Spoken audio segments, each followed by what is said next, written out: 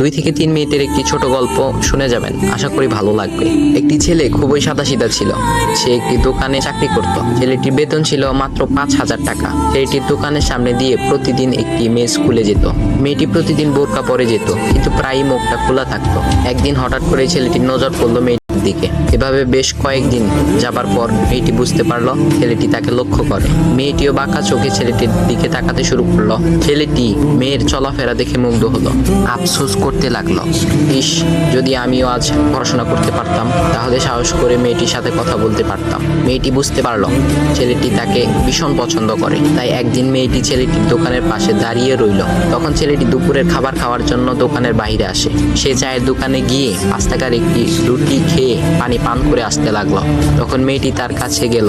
তুমি ভাত খেলে না, রুটি দিয়ে পেট ভরবে?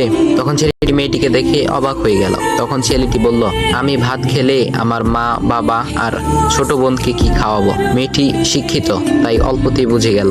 সে হাত ধরে বলতে লাগলো, তাহলে তুমি যে আমাকে পছন্দ করো, আমাকে কি খাওয়াবে? তখন ছেলেটি বলল, আমি তো তোমাকে আপন করে পাওয়ার জন্য দেখি না, কারণ সে যোগ্যতা আমার নেই। তবে এটা সত্যি যে তোমাকে দেখলে আমার খুব ভালো লাগে, তাই দেখি।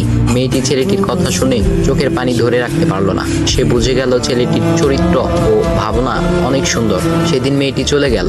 বাসায় গিয়ে রাত্রিবেলা মেয়েটি অসুস্থ হয়ে পড়লো। পরে তাকে ডাক্তারের কাছে নিয়ে আসা হলো। বলা হলো মেয়েটার 2টি কিডনি নষ্ট হয়ে গেছে।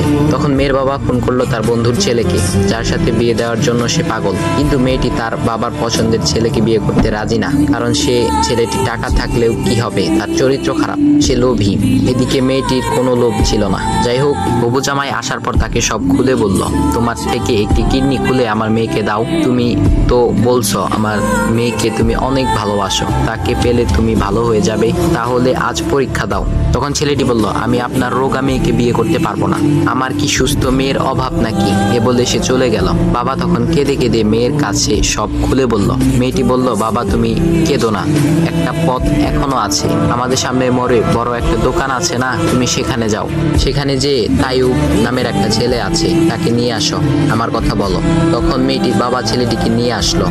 মেয়েটিকে দেখে ছেলেটির চোখ ভিজে পানি পড়তে লাগলো, কারণ মেয়ের বাবা তাকে সব খুলে বলেছে। তখন ছেলেটি মেয়েটিকে বলল, তুমি আমাকে একটা কিডনি দিবে? ছেলেটি বলল, কিডনি দেবার জন্যই আমি এসেছি। মেয়েটি তাকে বলল, তুমি কি চাও? ছেলেটি বলল, তুমি সুস্থ হয়ে আমার দোকানের সামনে দিয়ে যাবে, আর দূর থেকে আমি তাকিয়ে দেখব, এই অনুমতিটুকু চাই। এ কথা শুনে মেয়েটিও ও তার বাবা তাদের চোখের পানি ধরে রাখতে পারলো না। অবশেষে মেয়েটি বিছানা থেকে